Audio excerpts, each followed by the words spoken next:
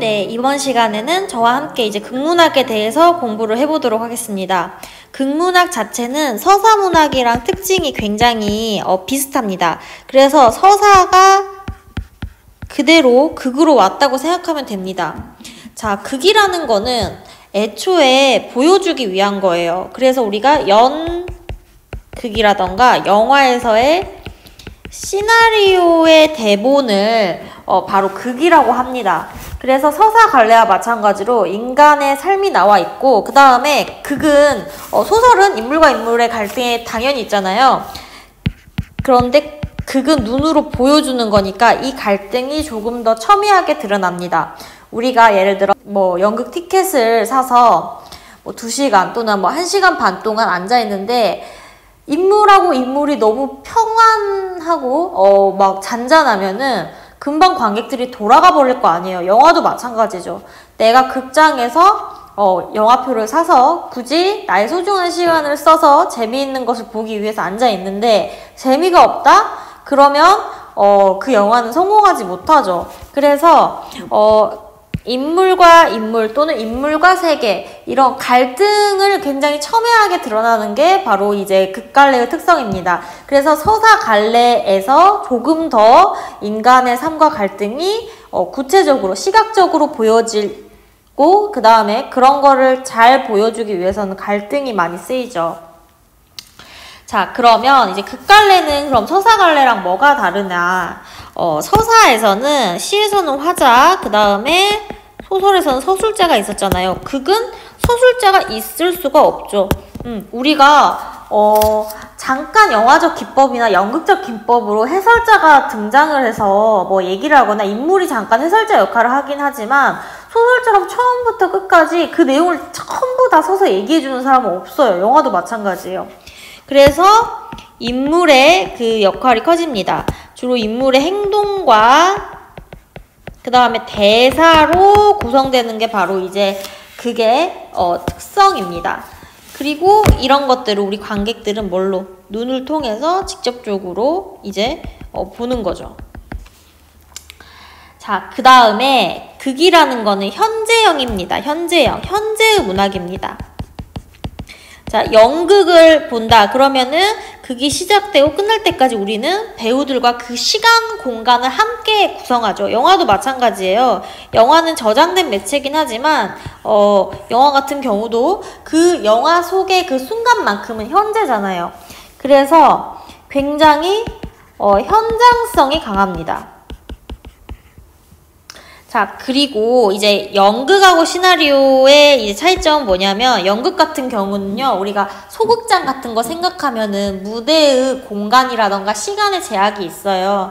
그래서 연극이 시나리오보다는 조금 더 이런 것들을 구현하는데 제약을 받는다. 그래서 극갈래는 민속극, 공산탈출 같은, 그 다음에 인형극, 드라마 대본, 시나리오, 희곡 이런 것들이 있습니다. 대표적으로는 이제 연극과 시나리오가 있겠죠. 자, 그리고 또 이제 희곡의 구성 요소와 어떻게 형상화가 되는지 본다면, 이제 희곡 같은 경우는요, 크게 해설. 해설자는 연극에서 잘 나오진 않지만 그 지문 자체는 해설이 있어야겠죠. 그래서 이것은 이제 무대 장치라던가 인물이 이러이러한 사람이 나온다. 그 다음에 배경이 뭐다, 이렇게 우리에게 알려줍니다. 그 다음에 대사가 있습니다. 이것들은 이제 인물들이 하는 말이죠.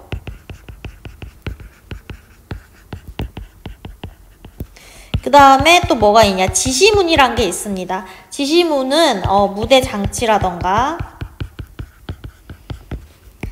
음향, 효과, 그 다음에 조명, 효과, 행동, 표정, 심리 같은 것들을 이제 지시를 해줍니다. 그래서 희곡 같은 문제에서 밑줄을 긋고 여기서의 이제 기능이 뭐냐 그러면 이게 해설이냐 대사냐 지시문이냐 이런 걸 구별할 줄 알아야 되고, 그 다음에 그것이 지금 어떤 사건 전개에 영향을 주고 있는지도 여러분이 파악을 해야 합니다. 그래서 희곡 같은 경우는 그냥 텍스트로 그 글을 읽는 것보다는 우리가 텍스트를 사용해서 실제로 연기를 해보거나 머릿속에서 구체적으로 현장형으로 상상해서 보는 게 조금 더 이제 재미가 있겠죠.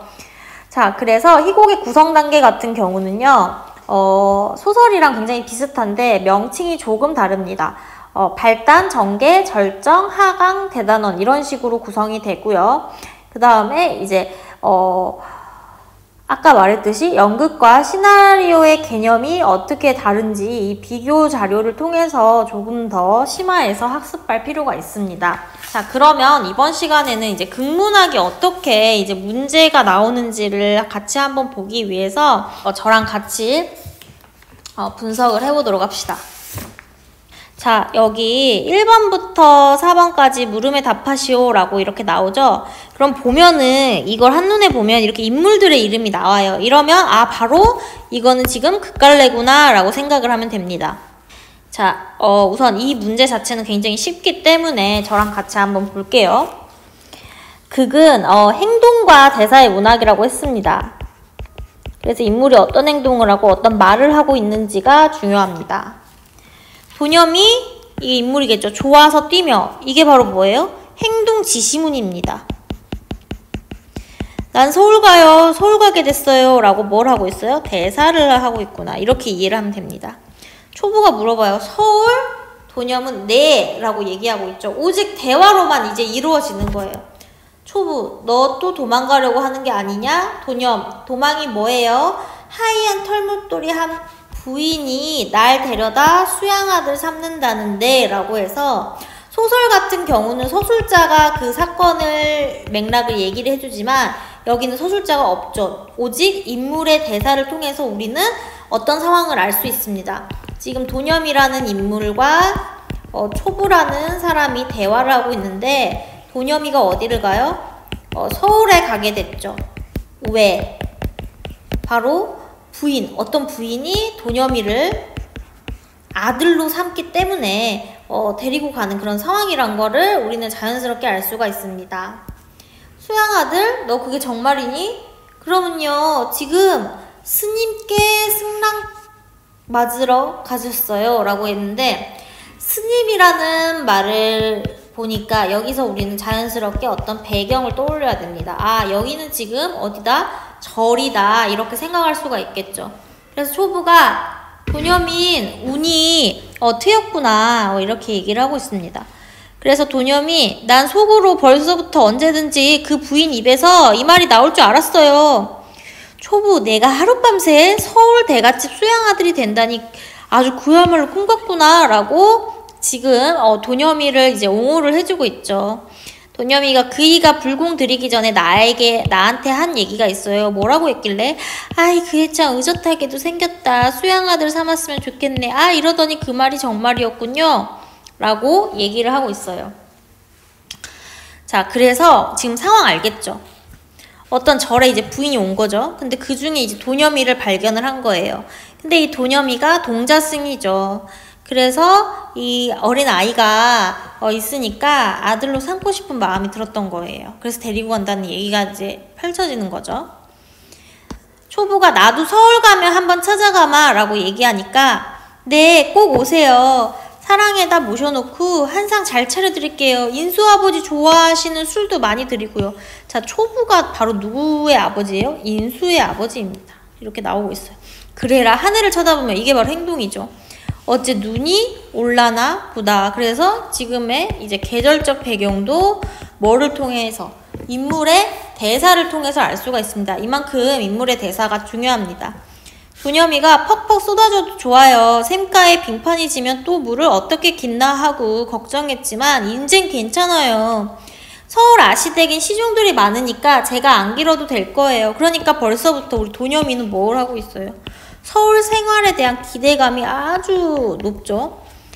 2, 3부 나가다가 돌연 생각난 듯 발을 멈추며 자, 지시문으로 에고 깜빡 잊어들었네 하고 급히 비탈길로 달려간다. 우리는 이거를 뭘로?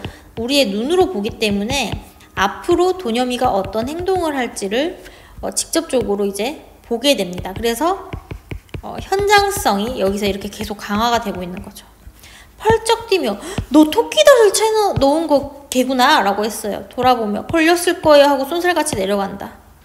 자, 여기서 사실은 토끼덫이라는 건 토끼를 잡기 위함인데 배경 지식이 있으면 불교에서는 살생을 금지를 합니다. 동물이나 벌레나 이런 걸 죽이는 걸 금지를 해요. 근데 이제 도념이는 어리기 때문에 이런 행동을 한 걸로 볼 수 있습니다. 초부 부근의 낙엽을 긁는다. 인수아버지 인수아버지 내려다보며 걸쳤니? 네, 여간 크지 않아요. 망 좀 잘 봐주세요. 그래라 라고 초부는 도념이를 꾸짖지 않고 이런 것들을 어떻게 인자하게 봐주고 있는 거죠. 자, 그러면 우리가 이제 문제가 지금 여기 나온 문제는 아주 기본적인 그 극갈래의 특성을 물어보는 문제입니다. 그래서 여러분들이 이제 이걸 푸는 데는 어렵지가 않아요. 자, 1번 보세요. 극문학에 대한 설명으로 적절하지 않은 것은 이라고 나오죠. 자, 그러면 극문학 같은 경우는 1번 다른 매체로의 전환을 기본 전제로 삼는다. 연극 같은 경우, 시나리오 같은 경우 이렇게 우리가 다른 매체를 쓰인다고 있죠. 매체는 이제 도와주는 겁니다. 다음에 희곡과 시나리오는 극문학의 대표적인 갈래이다. 다양한 삶의 모습을 무대 공연이나 상영으로 보여준다. 상황이나 등장인물의 성격을 해설자가 묘사하여 전달한다. 등장인물들이 직접 대사를 하거나 행동을 통해 상황을 전달한다 라고 얘기를 하고 있는데요. 여기서 이제 정답이 뭘까요? 자, 정답은 바로 4번이죠. 왜? 해설자가 내가 있다고 했어요? 없다고 했어요? 없다고 했죠. 해설자 대신에 그 역할을 뭐가? 인물의 행동이나 대사가 대신한다고 했죠. 그래서 이게 가장 큰 서사문학과의 차이점입니다.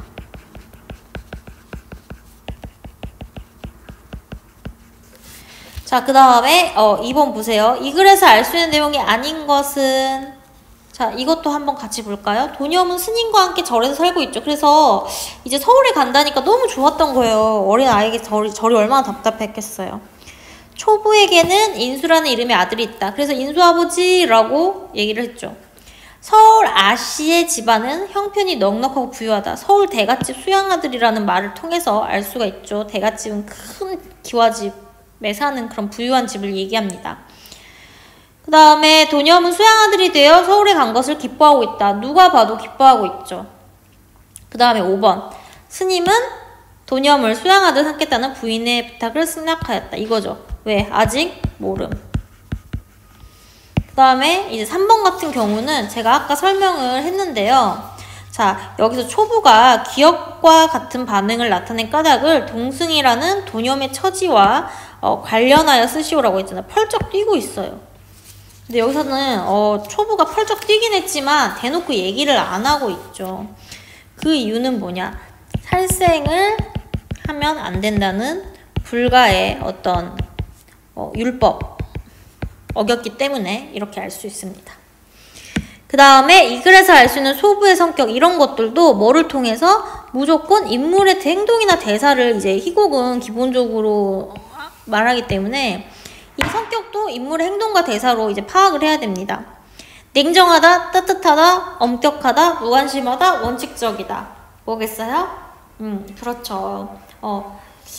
2번 따뜻하다. 이것이 정답이 될 수 있겠죠. 여기까지 2번 강의는 하겠습니다. 꼭 극문학의 개념과 특성을 잘 이해를 해놓길 바랍니다. 우리가 이론적인 부분은 인터넷 검색만으로도 쉽게 찾을 수 있기 때문에 중요한 건 여러분이 극문학에 대한 특성을 잘 이해를 하는 거, 이 기초의 개념을 꼭 알아두길 바랍니다.